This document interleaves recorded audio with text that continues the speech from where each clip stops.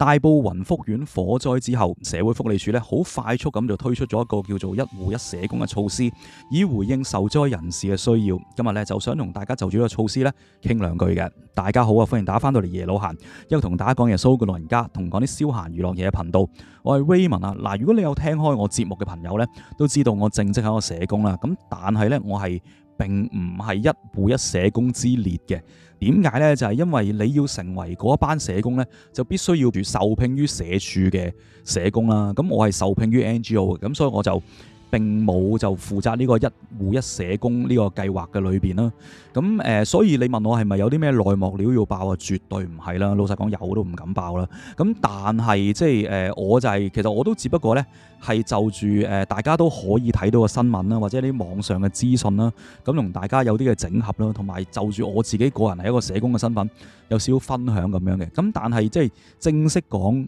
究竟咩係一戶一社工之前呢，有一件呢個措施之後發生一啲唔開心嘅嘢呢，要同大家講先嘅。咁就係喺今年嘅1月22號嘅晚上啦，據報呢就有一名嘅社工，當時咧啱啱完成咗大埔雲福苑嘅一戶一社工支援工作，喺一名長者居民面談之後咧，返回辦公室嘅路上，突然間咧就暈倒，失去知覺倒地。咁雖然咧救護員已經好快咁去到現場啦，為佢進行急救，送去醫院，可惜咧最後都係反魂乏術。呢位社工咧其實都係正值壯年，並且咧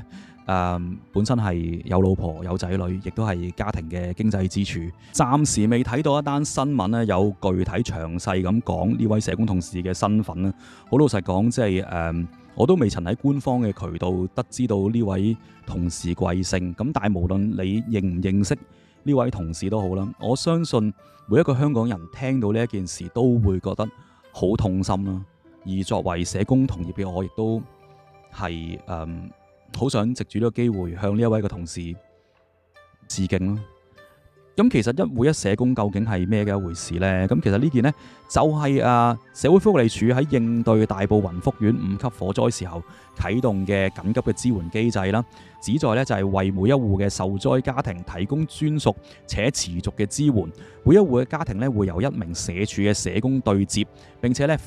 會以2至3名嘅公務員呢去成立一個支援小組去輔助嘅。咁單係社工呢，其實社署已經動員咗接近2000人啦。咁而呢一個嘅一戶一社工計劃嘅服務對象，當然就係大埔雲福苑火災嘅受災人士啦。咁而支援嘅內容咧，就包括提供情緒嘅支援啦，評估福利嘅需要，協助申請經濟支援，例如唔同嘅一啲基金啊、應急錢等等啊，或者就係協調住宿安排，同埋同其他嘅社會部門對接啊，就減少居民呢要四圍奔波、四圍填表嘅負擔。而呢啲嘅一人一戶一社工係點樣同啲居民溝通呢？好直接啊！咁佢就會用工作嘅電話啦，咁就24小時呢。咁其實居民有需要咧，都可以聯絡到佢哋專屬嘅一戶一社工嘅。嗱，我深信咧，呢個世界冇嘢係完美嘅，咁所有嘢咧都係有優點、有缺點、有好處、有唔好處。我相信呢一個嘅一戶一社工嘅措施，亦都唔例外啦。咁先同大家講一個我覺得好明顯嘅優點先，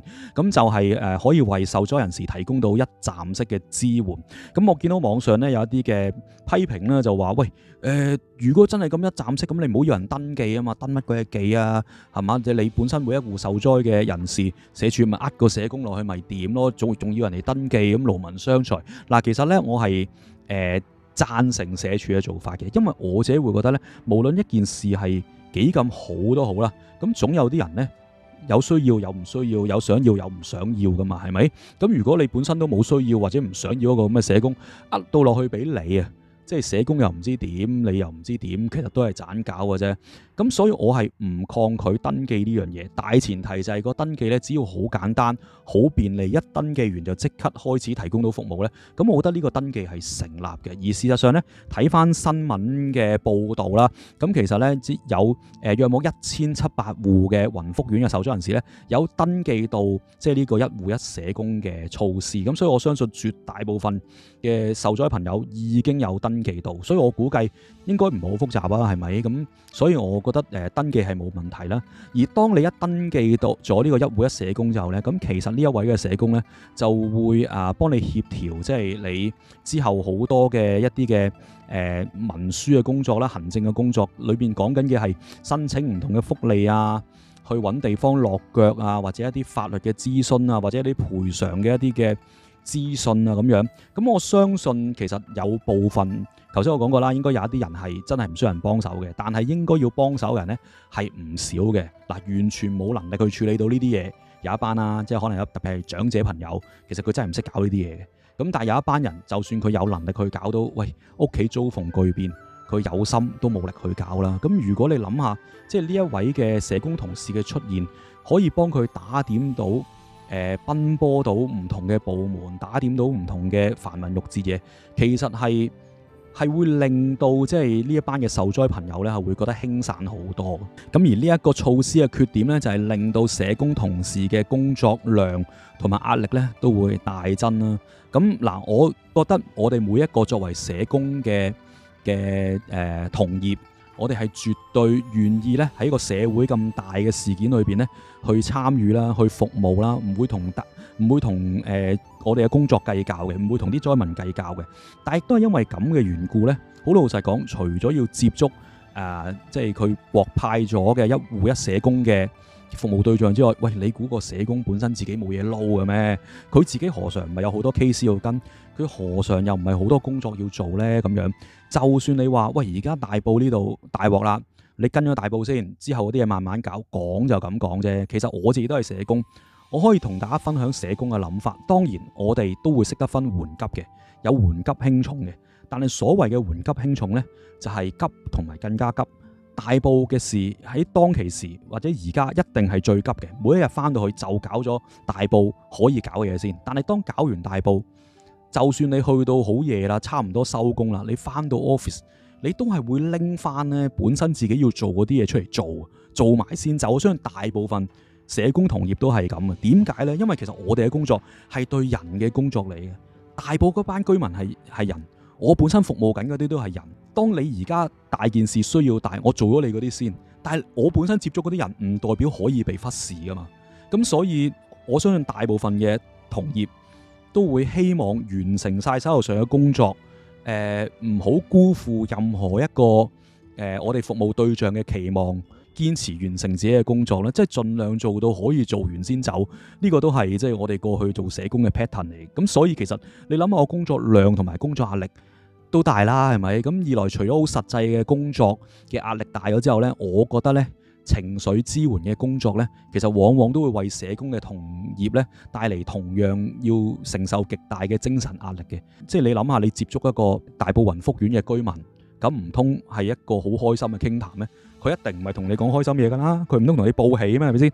一定係啲唔開心嘢噶，一定係啲好繁複嘅嘢，一定係啲即係佢自己可能又喊晒啊，有情緒啊，或者係總之一定係唔開心嘅嘢啦。你要長時間持續嘅去聽、去接觸、去陪伴，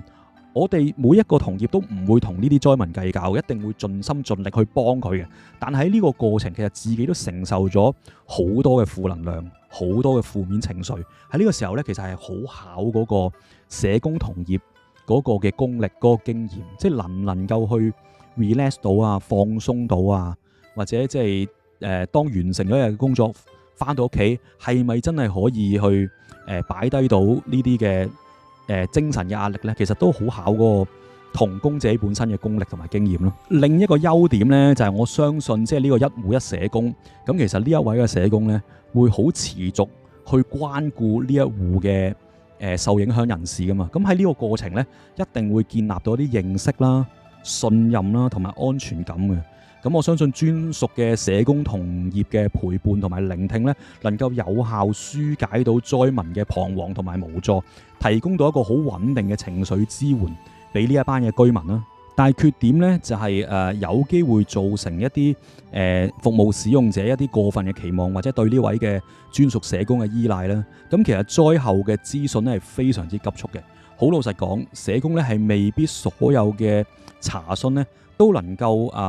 完全滿足到受災人士即時嘅需要嘅。係咩意思呢？就係社署好快安排咗個一戶一社工俾呢啲受災人士啦。咁受災人士有啲咩就問佢啦，係咪？咁自自然然呢個受災人士，喂，你安排得俾我噶嘛，係咪？咁我梗係真係有咩都問你噶啦。如果唔係你安排呢個人俾我做乜嘢咧，係咪？咁但係問題就嚟啦，而家叫做即係好多嘢都係叫做穩定咗落嚟啦。咁但係當其時好多嘅措施、好多嘅政策、好多嘅支援嘅啲內容啊、服務啊，其實係真係急促得好緊要嘅。即係每一日咧，可能彈咗好多新嘅資訊出嚟。你幻想下呢啲嘅資訊，你覺得社署或者政府會唔會確保通知晒每一個一戶一社工嘅社工都知道，都掌握晒究竟發生咩事，跟住先對外公佈啊？冇可能噶嘛，係咪？咁所以有機會啲居民係睇到新聞，知道政府有啲新嘢，有啲新嘅政策，有啲新嘅支援俾到呢啲居民。咁佢聽新聞兩句嘅啫，具體內容唔知噶嘛。咁啊即刻打俾個社工問：喂，頭先我睇到新聞有單乜乜乜，係點樣㗎？你講俾我聽啊！喂，個社工可能未睇新聞噶嘛，唔係個社工呢，特登唔睇新聞避開啲消息啊！頭先都講過，嗰個一戶一社工自己都有嘢做噶。譬如佢本身見緊自己一個 case，入咗間輔導室，同佢傾咗半個鐘頭。咁但係嗰半個鐘頭裏邊有啲新嘢、新聞報導彈咗出嚟，嗰啲冇機會見到個新聞，冇機會睇手機，唔知道發生咩事。咁見完佢個服務師，見完佢自己本身個 case，佢已經好有心咁即刻諗住打俾大埔居民問下佢睇下佢點啊。跟住大埔居民即刻就住佢喺新聞度見到嗰啲嘢呢，你問翻個社工，個社工吓，有啲咁嘅事啊！我 check 再覆你啦咁樣。喂，嗰個居民即係好脾氣嘅就諒解你啫，唔好脾氣嘅冇搞錯啊！我知仲知一先過你嘅，你都冇料到嘅，喂，可能就破壞咗個信任噶咯，可能就即係令到個社工往後同呢個居民建立信任啊，或者往後工作呢係會造成咗阻力嘅。要時刻掌握最新嘅資訊，呢樣嘢其實亦都係對嗰啲一戶一社工嘅社工嚟講呢，其實係一個幾大嘅精神壓力。雖然我冇一個實際嘅數字或者一個實際嘅案例去講，即係啲災民即係揾個社工揾得好密啊，令佢造成壓力啦。咁但係其實唔難想像嘅，即係佢而家可能屋企係有家屬離開咗，佢好想揾人傾訴，佢好想揾人去陪伴，好想揾人去即係舒緩自己嘅情緒咁樣。唔好話死人啦，間屋俾燒咗都可以有情緒㗎，係咪？或者承受咗好多嘅壓力，好多嘅恐懼。咁其實佢最直接就係揾呢個一戶一社工㗎啦。頭先都講過，即係有一個工作電話係俾咗啲俾個社工去同啲居民去聯絡嘅。嗰個電話呢係24小時嘅，24小時都可以聯絡到個社工。我絕對覺得啲社工同業係樂意去支援呢啲災民嘅。但係如果遇着一個真係即係無時無刻都需要作出支援，即係呢啲情緒支援嘅居民，其實你諗下呢一位嘅同業，其實佢要面對嗰個壓力係幾咁大呢？佢自己都可能調翻轉頭要支援，而最慘嘅就係咁又唔可以拒絕㗎，或者都唔係唔可以拒絕，而係點樣去拒絕呢？或者點樣去保持翻一個適當嘅距離呢？呢個亦都係藝術嚟嘅，真係唔係個個一出嚟嘅社工就已經有呢啲經驗，咁所以可能呢啲亦都會對我哋嘅社工同業造成一啲壓力啦。跟住落嚟呢，我想同大家分享一篇嘅訪問啊。呢篇訪問呢，我就喺明報新聞網度睇到嘅。咁訪問嘅內容呢，就係訪問咗一啲嘅業界嘅前輩啦。咁佢哋就表達對呢個一戶一社工措施嘅一啲嘅諗法咁樣。咁其中呢，亦都引述到一位即係親歷其境啦。佢正正就係一戶一社工嗰個其中一位嘅社工。咁咧佢都有啲感受咧，想同大家分享嘅。咁呢位社工咧就咁講嘅。咁早前政府咧就透過一戶一社工向雲福苑業主咧就派發問卷，收集咧長遠安置嘅初步意願，但前線社工都只係當日稍早嘅時間咧，先知道要經一戶一社工咧去協助災民做問卷嘅。咁部分社工其實對問卷裏邊涉及到啲咩收購業權啊、新建居屋樓換樓啊、綠置居啊等等嘅概念咧，其實根本就唔熟悉嘅。當要幫災民去做問卷嘅時候咧，就只能夠以讀問卷嘅形式詢問佢哋嘅意願，冇辦法咧向災民解釋唔同安置方案嘅究竟係有咩利弊啊，有冇咩利益關係咁樣。有社工咧就認為啦，政策其實根本就唔係屬於社工嘅專業嘅，反問點解唔係房屋局去諮詢災民安置嘅安排？社工喺唔熟悉嘅政策嘅情況底下，只能夠不斷做傳聲筒，批評咧政府決策部門將諮詢工作外判咗俾一戶一社工。我相信呢一位嘅同事佢嘅分享咧，應該可以幫助大家更加具體、更加立體咁掌握到咧，其實社工喺呢個一戶一政策、一戶一社工嘅政策底下，其實佢面對緊幾咁大嘅壓力，同埋面對緊啲咩困難啦。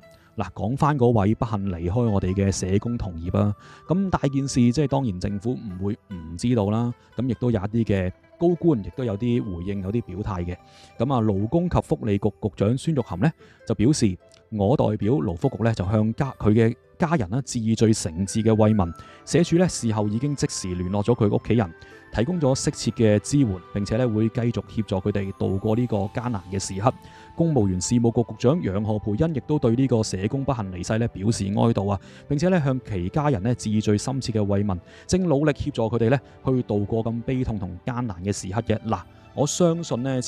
政府一定有佢嘅支援喺裏邊嘅。我見網上有啲人就話，喂，會唔會係嗰位嘅同事係本身有啲嘅隱疾啊，有啲嘅暗病啊，一路都唔知啊，即係咁啱得咁巧發咗出嚟啊，咁樣咁老老實實人去到某個年紀，好多嘢即係都話唔埋嘅，我哋都唔知道嘅。但係我覺得，既然呢位同事呢係喺探訪完之後返社署嘅途中，跟住不幸遇到呢個意外呢，其實將呢一件事入埋社署數，入埋係因為過勞，因為呢個一戶一社工政策而過勞，而導致呢個不幸事件發生呢。我覺得呢一個理解都係情理法俱備嘅。咁既然係咁呢，我就好希望即係有關當局啦、政府啦，即係除咗既定，即係我相信即係勞工法例要賠償嘅一定會賠足啦。政府唔通會即係呃啲孤兒寡婦錢咩？我覺得唔會嘅。咁但係除咗既定嘅勞工嘅法例保障之外，可唔可以喺一啲嘅賠償啊，或者喺支援方面嗰個規格去提高呢？盡量去俾多啲支援，即係呢位同事即係嘅未亡人同埋佢嘅子女呢？因為知道睇到佢嘅子女仲讀緊書嘅，我唔知有幾多細路啦，或者個細路究竟細到點啦，即係讀到咩年級啦。咁但係成長嘅過程，即係可唔可以都對佢嘅教育更多嘅津貼、更多嘅資助啊？即係學費啊、補習費啊、課外活動啊，多啲嘅支持，甚至乎要出國讀書咪俾佢咯，係咪？咁至於即係嗰位嘅佢嘅太太，咁其實即係照顧子女，或都唔知仲有冇啲高堂要照顧嘅。咁佢嘅需要可唔可以再多啲嘅回應呢？甚至乎喺殮葬方面，即係我都唔指望係浩源啦，雖則其實都係因公殉職啊。我覺得真係理解係因公殉職係絕對不為過嘅。咁就算你唔浩源都好，即係可唔可以都提攜佢哋提供一個龕位？咁起碼都即係讓到佢嘅家屬都係能夠減輕佢殮葬負擔，亦都讓佢心安呢。咁我覺得都係政府值得考慮咧。咁除咗賠償同埋援助之外，我亦都希望有關當局啦，可以就住呢個一戶一社工嘅措施，去全面嘅作出一啲嘅檢視啦、檢討啦。咁檢討唔係為咗要追究責任，唔係為咗要去批評，唔係成。其實我作為一個社工，我都覺得呢一個措施係好嘅，係有需要嘅。但係同樣地就係冇嘢係絕對好或者絕對唔好嘅時候，咁可唔可以檢討裏邊一啲嘅不足？如果真係大家利是再有呢啲咁大型嘅事故，真係需要再行呢個一戶一社工嘅時候，有冇嘢可以做得好啲呢？有冇機會可以避免下一次即係不幸嘅事件發生呢？當然即係冇人會想再有呢啲措施，即係呢啲措施再執行，一執行真係大鑊啦。但係如果唔作出檢討，件事過咗冇人講就算嘅話，下次再發生真係要發生，真係要用起上嚟，用嘅時候又整咗鑊泡，大家都唔想啦，係咪？最後啦，講翻即係呢位嘅不幸離開嘅社工同業啦，呢位社工同業呢係絕無僅有。我聽過即係無論我自己同輩也好、前輩也好，唔同嘅啲社工同事，佢哋嘅經歷、佢哋嘅個案分享、經驗分享，絕無僅有。佢係喺工作嘅過程裏邊離開呢個世界，佢係一路以社工嘅身份去服務使用者，服務到去離開嘅最後一刻嘅。所以我真係覺得呢一位嘅社工朋友，佢嘅離開係我哋香港市民嘅一個損失，係我哋每一個香港人都值得為佢感到難過，為佢感到傷心，並且要向佢致敬。我想同呢位社工同事講，你嘅服務好好，你嘅服務已經完成啦，祝你安息，亦都衷心祝願你嘅家人都係平安。我同大家分享去到呢度啦，再見。